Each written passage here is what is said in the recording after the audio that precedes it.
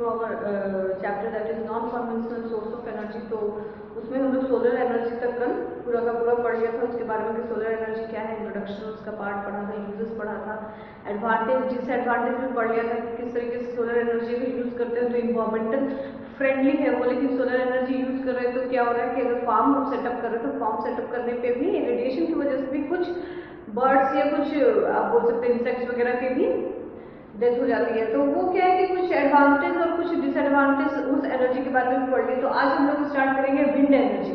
Wind energy के भी uses पढ़ेंगे हम, विंड एनर्जी का एडवांटेज पढ़ेंगे, डिसएडवांटेज पढ़ेंगे, ठीक है। तो ओवरऑल सोलर एनर्जी तक कल का टॉपिक कंप्लीट हो गया था।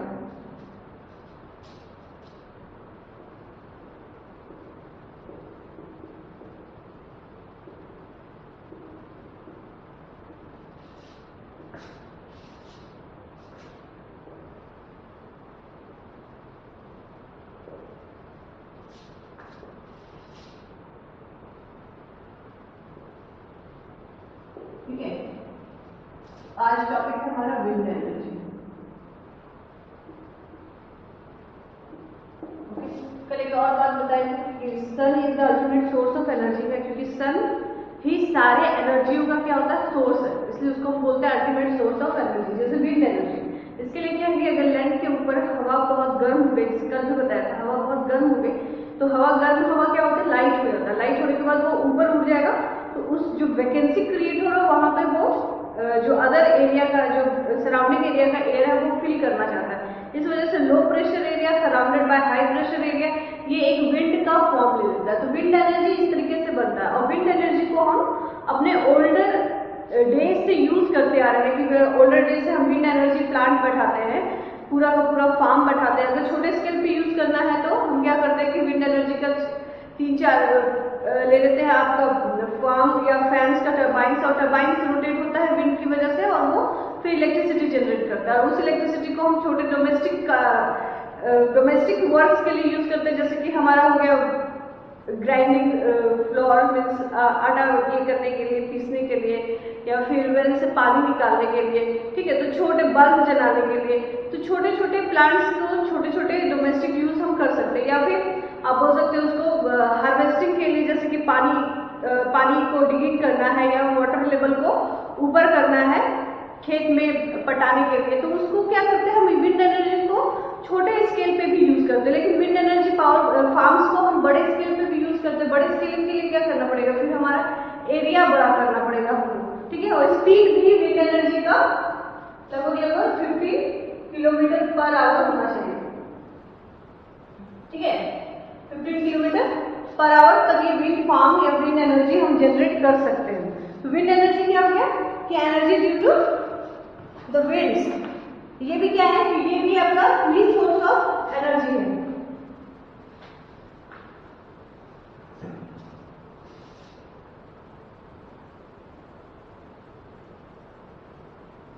ठीक है, तो इसमें हम क्या यूज कर रहे हैं, इसमें हम रोटेशनल एनर्जी यूज करते हैं। एंगुलर मोमेंटम जो विंड का है, विंड क्या करता है उसके ब्लेड्स को फार्म्स के में जो ब्लेड्स प्लांट लगे हैं उसके ब्लेड्स को वो रोटेट करता है। वो रोटेशन इतनी स्पीड से होता है कि उसकी हेल्प से जो टरबाइन अटैच होता है उससे वो रोटेट करता है और उससे हम क्या करते हैं इलेक्ट्रिसिटी जनरेट करते हैं, ठीक है। तो रोटेशन मैकेनिक्स पे ये बेस्ड है, किसमें रोटेशन,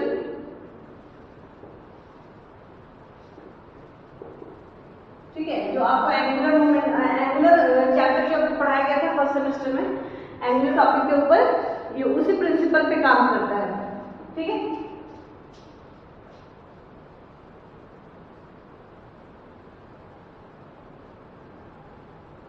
और ये क्या होगा क्लीन और इनएग्जॉस्टेबल सोर्स ऑफ एनर्जी, ठीक है, which does not create any pollution to nature, ठीक है। तो किसी तरह का पॉल्यूशन नहीं करता है। अब अगर हम बड़े स्केल पे कर रहे हैं, बड़े स्केल पे अगर विंड फार्मिंग कर रहे हैं तो उसको बोलते हैं विंड एनर्जी फार्म।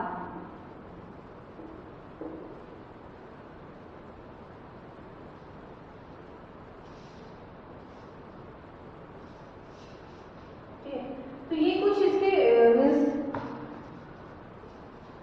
जनरली है कि हमको टरबाइन को रोटेट करना है, टरबाइन को आप जिससे रोटेट कर लीजिए। तो यहाँ पे हम विंड एनर्जी को यूज कर रहे हैं, जो कि काइनेटिक एनर्जी क्या कर रहा है, जो विंड में काइनेटिक एनर्जी है जो वेलोसिटी के स्क्वायर के डायरेक्टली प्रोपोर्शनल है। ये वेलोसिटी अगर हमारा 15 किलोमीटर पर आवर है तो काइनेटिक एनर्जी क्या हो जाता है, हाफ mv स्क्वायर के बराबर हो जाएगा। उस वेलोसिटी, उस एनर्जी के साथ जो टरबाइन है वो रोटेट होता है।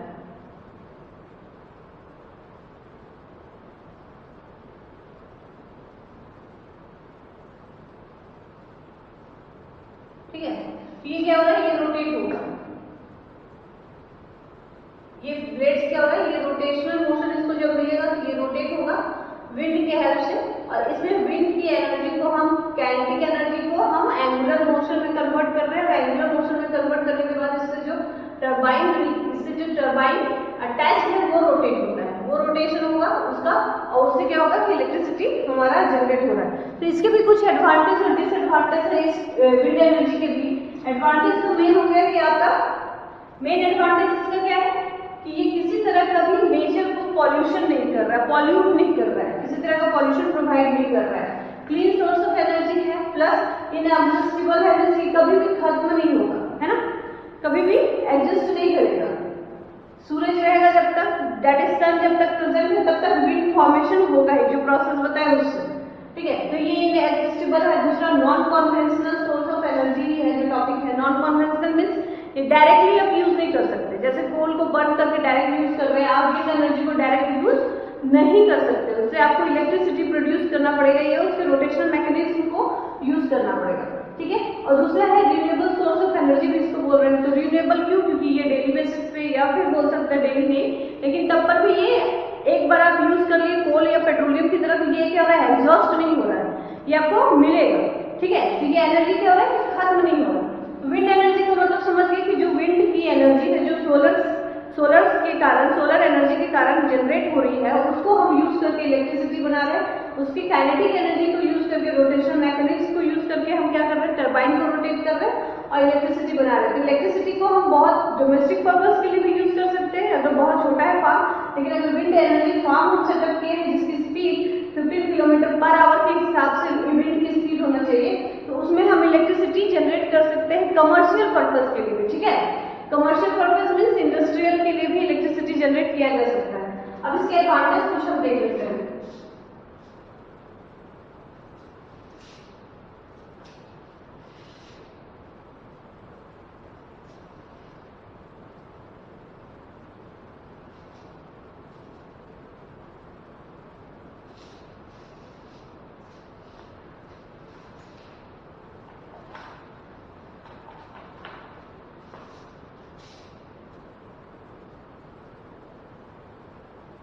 Advantage of wind energy. पहला, it is inexhaustible.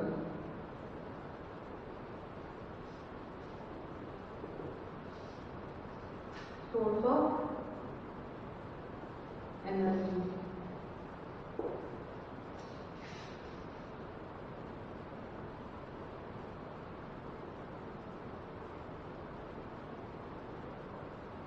Energy is without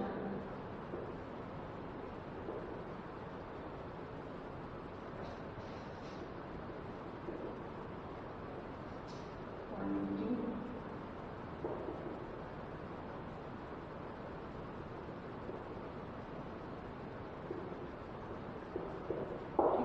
environment, that is clean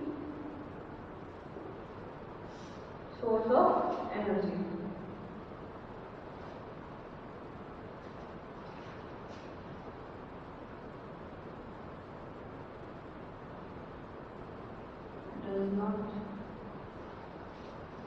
produces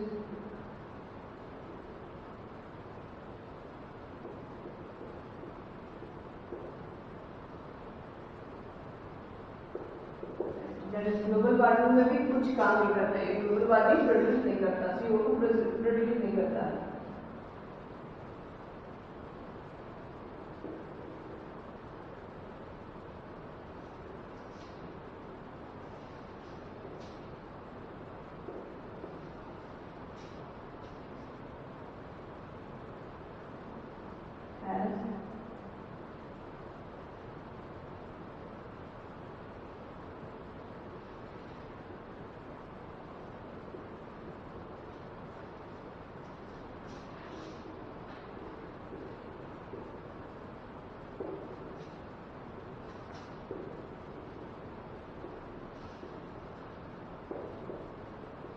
ठीक है,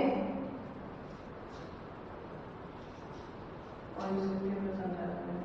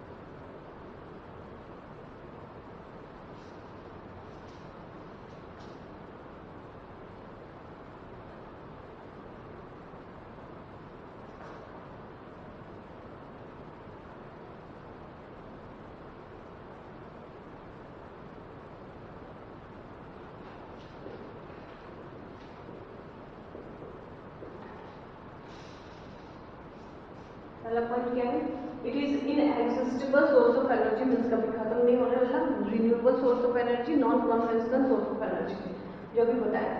energy generated is without polluting any environment, that is clean, does not produce green house effect, green house effect नहीं produce कर रहा है। This source of energy has tremendous potential to generate electricity on large scale. क्यों?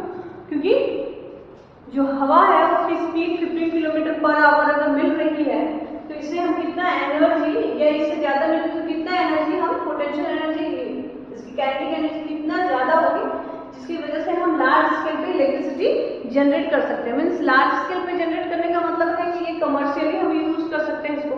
Domestically use करने के लिए आपको farm setup नहीं करना है, डोमेस्टिकली यूज करने के लिए आपको छोटे स्केल पे फार्म्स को सेटअप करना है। लेकिन अगर लार्ज स्केल विंड फार्म्स को सेटअप करना है तो हम इसमें लार्ज स्केल पे इलेक्ट्रिसिटी प्रोड्यूस कर सकते हैं। Wind mill do not generate any radiation, किसी तरह का हार्मफुल रेडिएशन जनरेट नहीं करता है जो ग्लोबल वार्मिंग को क्रिएट करे या फिर एसिड रेन क्रिएट करे, या सल्फर या फिर कार्बन, किसी तरह का ऐसा कोई रिलीज नहीं हो रहा है इन्वायरमेंट में, कोई पॉइजनस गैसेस जो हमारे इन्वायरमेंट को या नेचर को क्या कर रहा है कि किसी तरह का पॉल्यूट कर रहा है या फिर डैमेज कर रहा है।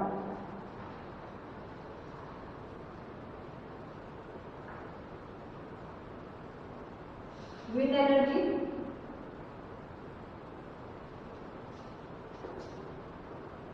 is directly used to use as mechanical energy. ठीक है, क्योंकि रोटेशनल एनर्जी ऑलरेडी उसके पास है, बताया करके भी रोटेशनल मोशन को यूज करता है, तो मैकेनिकल एनर्जी ऑलरेडी उसके पास डायरेक्टली यूज कर सकते हैं इसको, पर इलेक्ट्रिसिटी जनरेट करना पड़ेगा। ठीक है,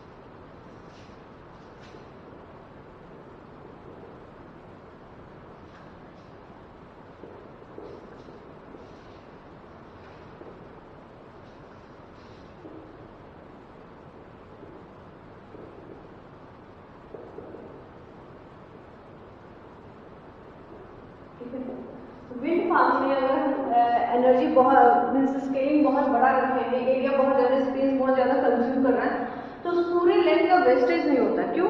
क्योंकि वो जो विंड पाइप है उसको छोड़ के बाकी वाले एरिया पे आप फार्मिंग कर सकते हैं, ठीक है, फार्मिंग भी कर सकते हैं। तो हम जो एरिया है बच जाता है विंड टर्बाइंस के अलावा, जो एरिया आसपास में बच जाता है उस पर हम फार्मिंग कर सकते हैं। तो वो जो लैंड है वो वेस्टेज नहीं होता है, ये भी इसका एक यूज है, ठीक है।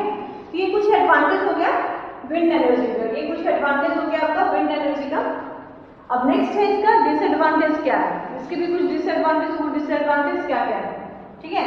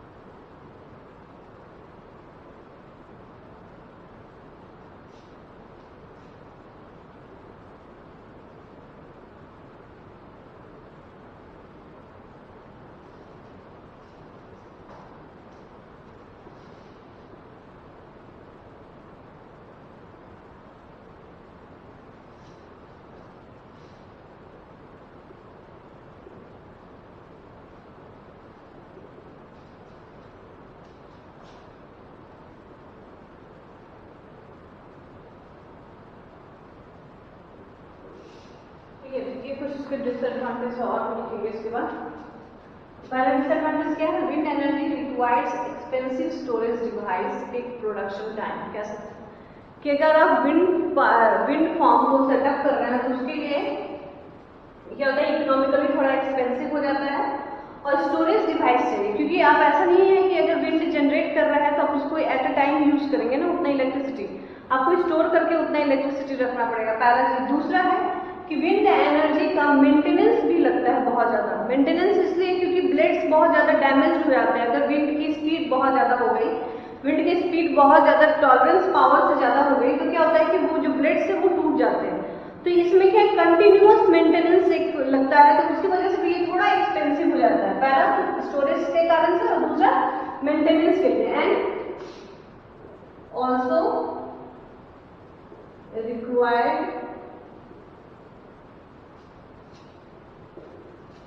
Maintenance at regular interval of time. ठीक है, इसकी वजह से क्या हो जाता है, ये थोड़ा एक्सपेंसिव हो जाता है। ग्रिड्स टूट गया तो फार्म डैमेज हो गया बिट्स की एनर्जी की वजह से। दूसरा है this is unreliable energy source as wind is uncertain and unpredictable. Wind आज है कल नहीं होगा, लेकिन होगा जरूर, लेकिन क्या है कि सर्टेन नहीं है, अनसर्टेन है। ठीक है, सर्टेन नहीं है, अनसर्टेन है। जैसे सोलर एनर्जी में पढ़ाया था, उसमें भी बताएंगे आपको कि सोलर एनर्जी में अनसर्टेन है, किसी दिन क्लाउडी डे है या फिर स्काई क्लियर ब्राइट स्काई नहीं है डे के टाइम में, नाइट में तो अवेलेबल है ही नहीं वो, लेकिन अगर डे के टाइम में भी क्लियर स्काई नहीं, क्लाउडी स्काई है, तो उस तरीके से विंड भी क्या है, अनसर्टेन है। क्योंकि ये भी क्या है, सोलर सिस्टम पे डिपेंड कर रहा है, सन पे डिपेंड कर रहा है, तो सन नेचर पे डिपेंड कर रहा है। तो नेचर क्या है, नेचर रोज एक डेली एक ही जैसा नहीं होता, वो चेंज करता है। तो ये क्या हो रहा है, ये भी अनसर्टेन है, जिसकी वजह से विंड क्या है, अनरिलायबल सोर्स ऑफ एनर्जी हो गया। दूसरा requires large open area for setting up the wind farms. बहुत बड़ा एरिया चाहिए, एरिया बहुत ज्यादा, हर जगह इसको सेटअप नहीं किया जा सकता, क्योंकि इसके लिए बहुत ज्यादा एरिया चाहिए होता है, वो भी ओपन चाहिए। ऐसा नहीं कि कंजेस्टेड जगह पे आप इसको सेटअप नहीं कर सकते हैं। जैसे आप सोलर सिस्टम को, सोलर पैनल्स को छत के ऊपर लगा सकते हैं, डोमेस्टिक यूज के लिए हम सोलर वाटर हीटर को छत पे लगा देते हैं, लेकिन यहाँ डोमेस्टिक यूज के लिए भी आप विंड पाइप छत पे नहीं लगा सकते।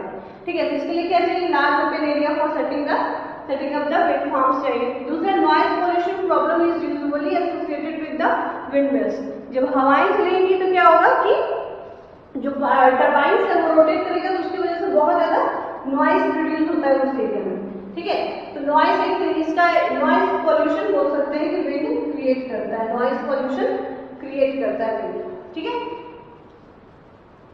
तो ये चार इसके डिसएडवांटेज और भी देख लेते हैं।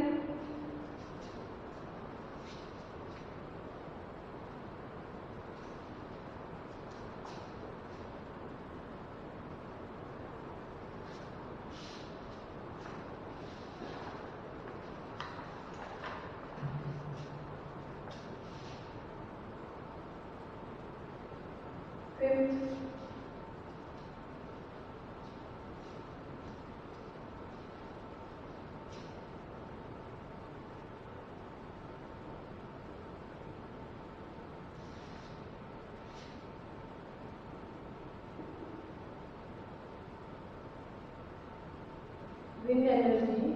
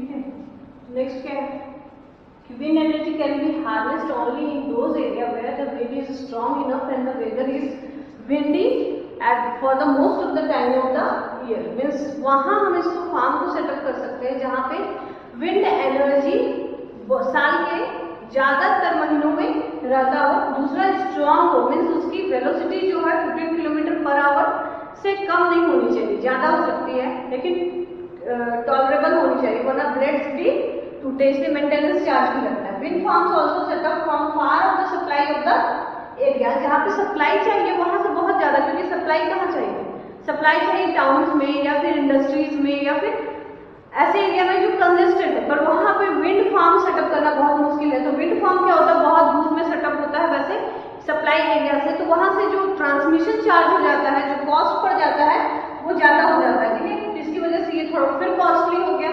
तीसरा है कि ये बहुत डिजास्टर्स है वाइल्ड एनिमल्स के लिए, क्योंकि बर्ड्स जो वाइल्ड बर्ड्स जो फ्लाई करती हैं या फिर बर्ड्स जो जनरली फ्लाई करती है वो क्या होता है, ब्लेड से कट जाती है या फिर वो मर जाती हैं। तो ये क्या हो रहा है कि एक तरह से थोड़ा सा नेचर के जो पक्षी हैं उसको भी थोड़ा सा क्या कर रही है, हार्म कर रही है, ठीक है।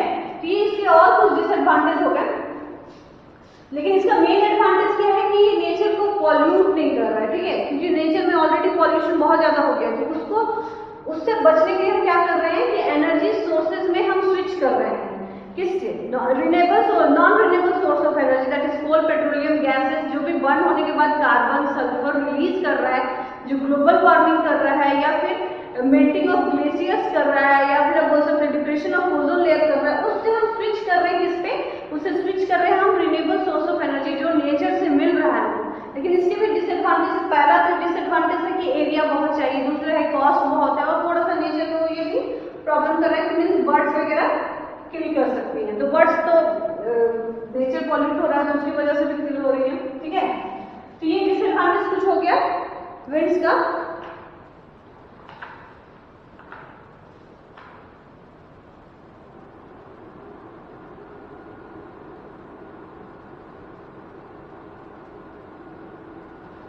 ठीक है, तो ये हो गया आपका विंड एनर्जी कंप्लीट, इसका एडवांटेज हो गया और डिसएडवांटेज हो गया। मेनली है कि डोमेस्टिक पर्पस या कमर्शियल पर्पस के लिए हम इसको यूज कर सकते हैं, लेकिन थोड़ा एक्सपेंसिव है और fully dependent on whether of the area. अगर विंडी सीजन है तो ठीक चलेगा, नहीं है तो फिर आप वेट कीजिए कुछ टाइम के लिए।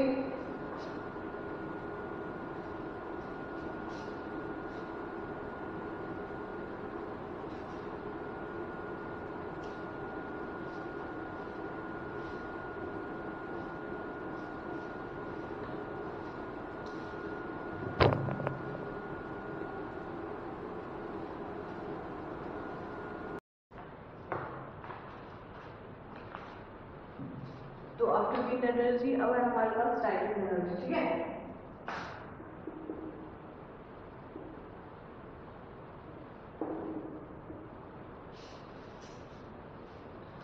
Tidal energy also a renewable source of energy,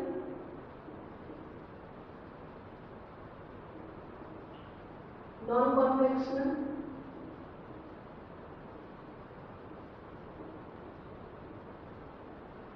and that is inadjustable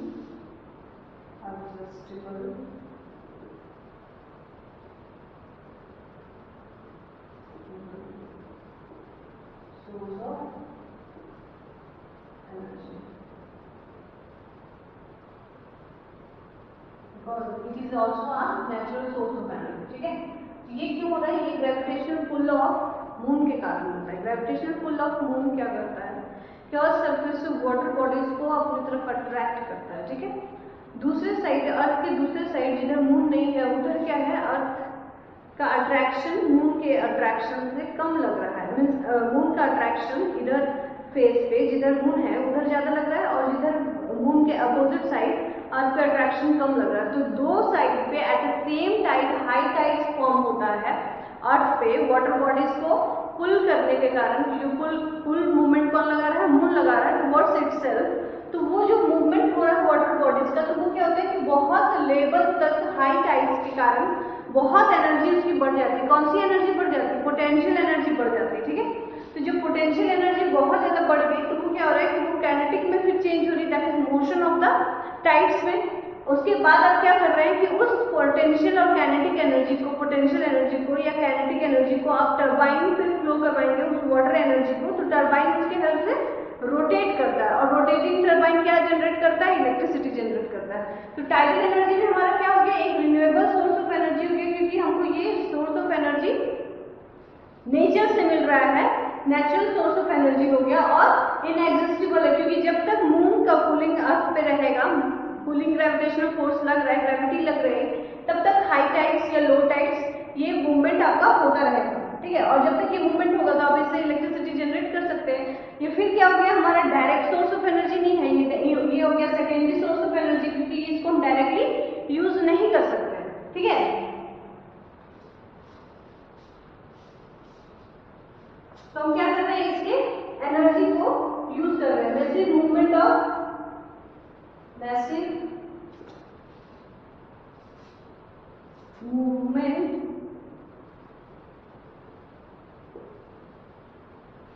water is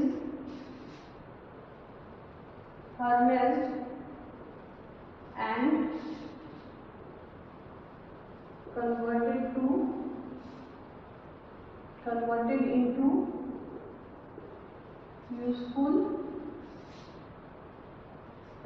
energy, ठीक है। तो टरबाइन को रोटेट करने के लिए हम इसको यूज कर रहे हैं, इस एनर्जी को। इसके भी एडवांटेज है और डिसएडवांटेज है। क्यों?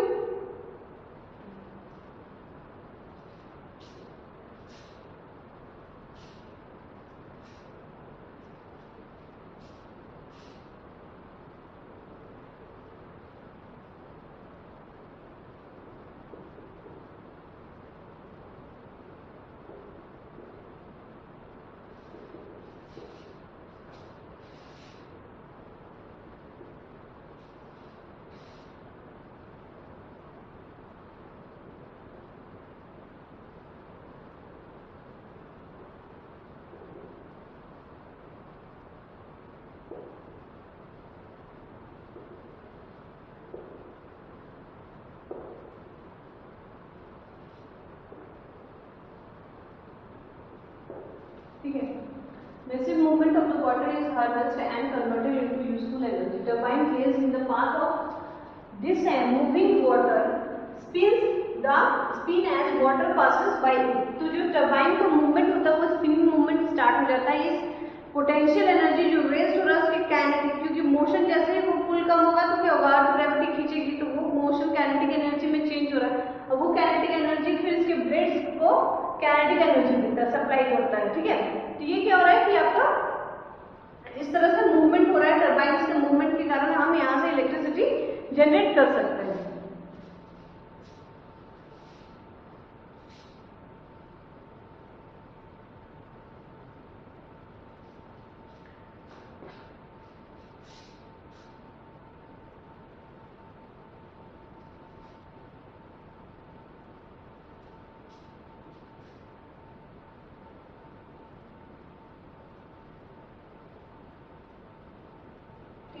इसके एडवांटेज क्या हो गए? एडवांटेज ऑफ टाइडल एनर्जी, फिर से क्या है? पहला क्लीन सोर्स ऑफ एनर्जी और इनएग्जिस्टिबल, ये जो अभी पढ़ाए हैं,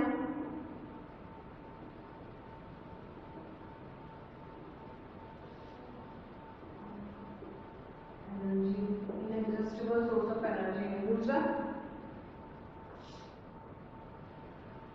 नो पॉल्यूटिंग स्मोक्स और greenhouse gases such as CO2, sulfur oxide, sulfur dioxide are released into the atmosphere. भी हो गया एक पॉइंट। किसी तरह का पॉल्यूटेंट्स हमारे इन्वायरमेंट में ये ऐड नहीं कर रहा है, CO2 मीन्स कार्बन डाइऑक्साइड हो या कार्बन मोनोऑक्साइड हो या सल्फर डाइऑक्साइड हो, तो मीन्स जो ग्लोबल वार्मिंग है उसमें भी कंट्रीब्यूट नहीं कर रहा है और एसिड रेन्स में भी ये कंट्रीब्यूट नहीं कर रहा है, बिल्कुल भी non polluting source of energy है ये, ठीक है, non polluting source of energy है।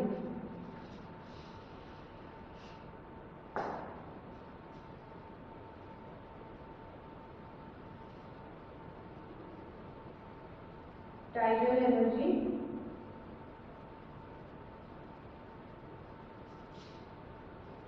is a natural form of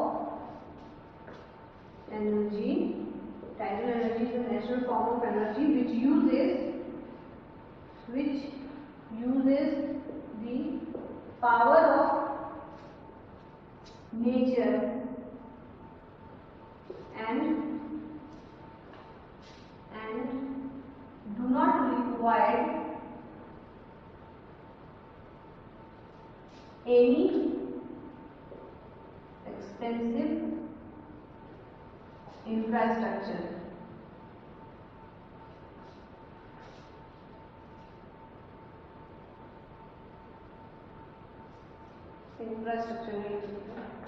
Expensive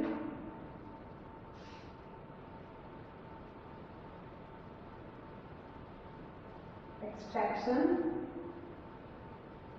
equipment like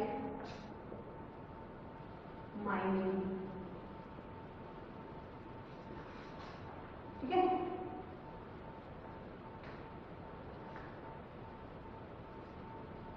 तो माइनिंग, जैसे माइनिंग के लिए हम इंफ्रास्ट्रक्चर सेटअप करते हैं, पूरा बड़ा सा एरिया है उसके लिए ओपन कास्ट माइनिंग या फिर अंडरग्राउंड माइनिंग सेटअप करते हैं, या फिर पेट्रोलियम के लिए हम ड्रिलिंग करते हैं, नेचुरल गैसेस के लिए ड्रिलिंग करते हैं, तो वैसा कोई महंगा सेटअप नहीं चाहिए इसके लिए। हम सिंपली ये ग्रेविटी पुल ऑफ मून को यूज करके हम टाइड्स का एनर्जी जो ऑलरेडी नेचुरल प्रोसेस हो रहा है उसका होना तय है, उसकी एनर्जी को हम यूज कर रहे हैं, हम एक्स्ट्रा एनर्जी कुछ भी इसमें वेस्ट नहीं कर रहे, तो क्या हो रहा है कि कॉस्ट उसकी वजह से हमारा नहीं जाएगा, एक्सपेंसिव नहीं होगा, ठीक है।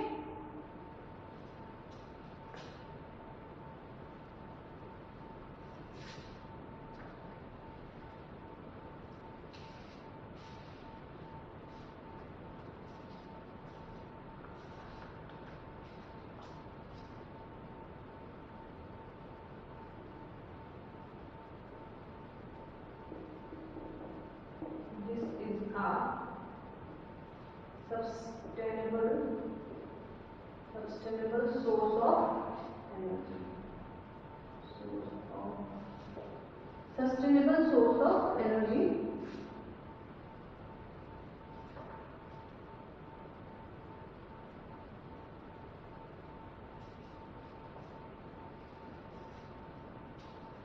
These energy do not used up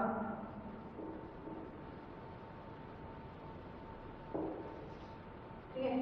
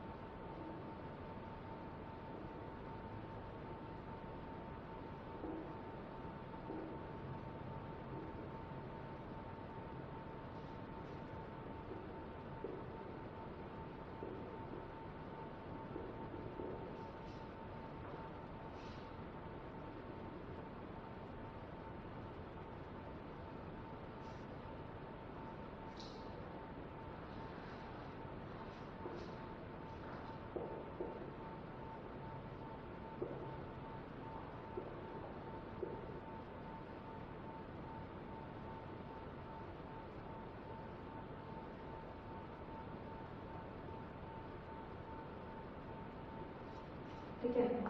next क्या है, which is a sustainable source of energy and this energy do not used up. तो टाइडल एनर्जी क्या है कि यूज नहीं हो रहा है, जिसकी वजह से क्या फ्यूचर जनरेशन के लिए, इन फ्यूचर के लिए हम इसको बचा के रख सकते हैं या बार बार इसको यूज कर सकते हैं इन फ्यूचर, इसलिए इसको क्या बोलते हैं, सस्टेनेबल एनर्जी। सस्टेनेबल एनर्जी का मतलब होता है those sources of energy which are used in the present and as well as they are prevented to be used in the future। तो फ्यूचर में भी हम इसको प्रिवेंट करके यूज कर सकते हैं। ठीक है। नेक्स्ट है the power of the this tidal powers enable communities and nation to generate their own power with their own natural resources. अगर उसके पास अपना नेचुरल रिसोर्स है, उसी से वो पावर जनरेट कर ले रहा है, उसको अदर कंट्रीज को किसी तरह का भी टैक्स पे करके फ्यूल को इंपोर्ट नहीं करना पड़ेगा। ठीक है। तो अदर कंट्रीज से भी हम क्या कर रहे हैं, रेवेन्यूज नहीं दे रहे हैं उनको, या तो फिर हम अपने नेचुरल रिसोर्स को यूज करके अपना एनर्जी खुद प्रोड्यूस कर सकते हैं नेशन में, और अदर कंट्रीज पे हम डिपेंडेंट नहीं होंगे किसी भी एनर्जी रिसोर्स के लिए।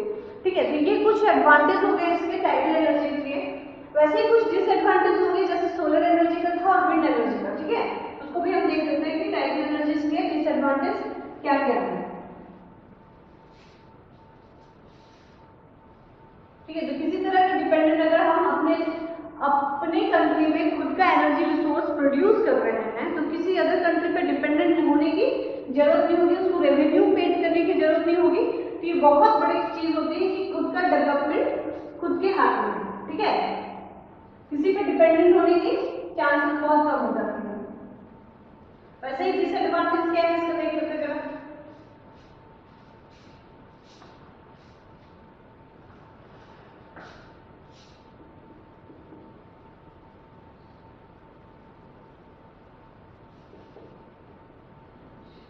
Okay, first point,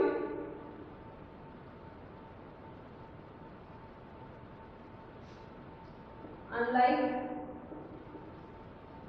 non-renewable source of energy. Non renewable source of energy कौन कौन सा हो गया यहाँ पे, इस केस में कोल, गैसेस, पेट्रोलियम। तो एक साथ हम इसको लिखेंगे। ठीक है। Coal, gases, petroleum.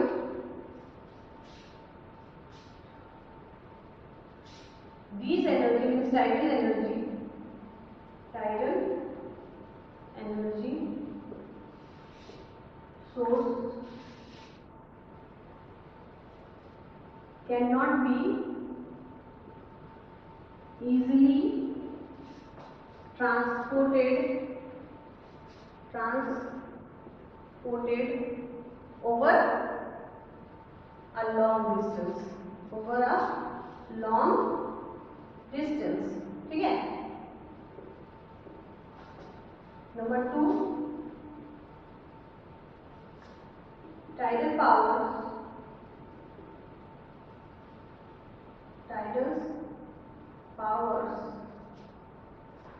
generators can cost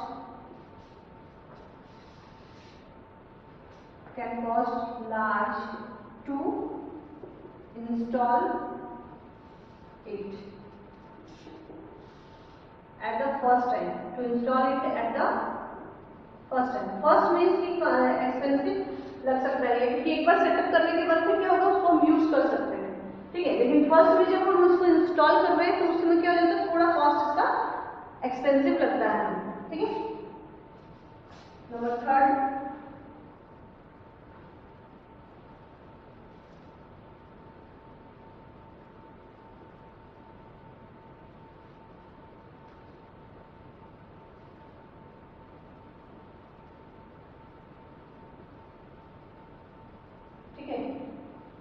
tides happens only twice a day। तो यहाँ रिस्ट्रिक्शन लग गया इस पे। So the tidal energy will only be generated in these two time interval. ठीक है, जब टाइड्स जाएगा तो नहीं ना, आप क्या कर सकते हैं, टर्बाइन्स को रोटेट कर सकते हैं। तो दिन भर में 2 बार ऐसा टाइम आता है कि जब हाई टाइड्स जनरेट होता है, तो उस टाइम पे ही हम क्या कर सकते हैं कि सिर्फ जनरेट कर सकते हैं, बाकी टाइम्स पे टर्बाइन मूव नहीं कर सकते हैं, उतनी एनर्जी नहीं आएगी। ठीक है,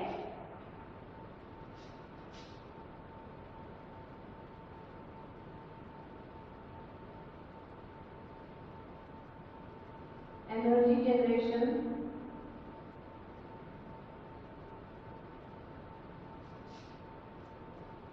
कैन गेट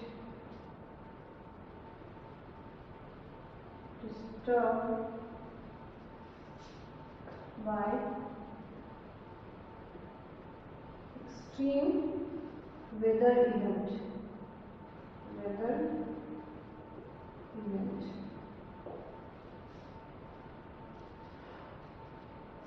ठीक है, वैसे तो energy generation can be disturb by the extreme weather event, जैसे कि अब ओशन, अब हमारा ओशन या री या फिर रिवर क्या होता है कि हमारा वो फ्रीज कर जाए, तो जब फ्रीज कर जाएगा तो टाइड्स फॉर्मेशन इम्पॉसिबल है। ठीक है, या फिर किसी तरह से स्टॉर्म फॉर्मेशन हो रहा है, बहुत ज्यादा स्टॉर्म फॉर्मेशन हो रहा है तो भी इम्पॉसिबल। तो कुछ ये नेचर पे डिपेंड कर रहा है कि अनलाइक सोर्सेज की तरह हम इसको इजीली ट्रांसफर नहीं कर सकते लॉन्ग डिस्टेंस। दूसरा, जनरेशन फर्स्ट टाइम पे अगर सेटअप कर रहे तो थोड़ा एक्सपेंसिव लगता है, एक दिन में 2 ही बार जनरेशन कर सकते हैं जिस समय हाई टाइड्स पॉसिबल होते हैं। और तीसरा है कि हमारा जो वेदर कंडीशन इस पर भी डिपेंड कर रहा है कि अगर बहुत ज्यादा फ्रीज हो गया, ठंड के मौसम में फ्रीजेस हो गए सीज और रिवर, तो उस समय हम इसे जनरेट नहीं कर सकते। दूसरा है कि अगर बहुत हेवी स्टॉर्म आ रहा है तो उस समय भी जनरेशन नहीं कर सकते हैं।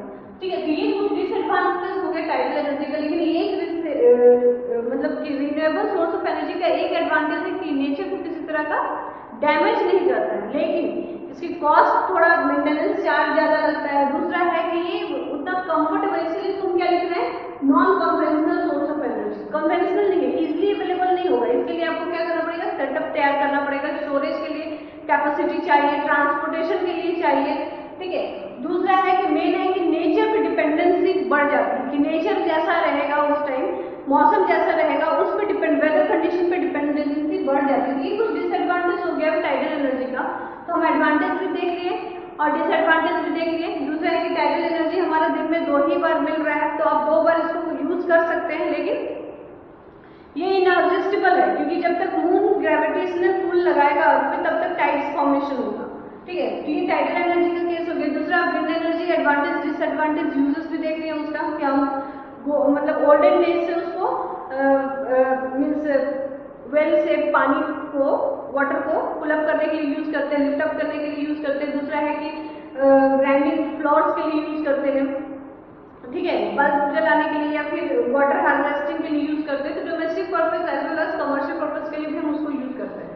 तो आज आप wind energy advantage disadvantage uses के साथ, tidal energy advantage disadvantage uses के साथ पढ़ लिए। अब नेक्स्ट क्लास में हम लोग पढ़ेंगे geothermal energy, that is also a natural source of energy, that is renewable source of energy, और हम पढ़ेंगे बायोमास एनर्जी। ठीक है, तो आज हो गया टाइडल एनर्जी तक का टॉपिक। ठीक है।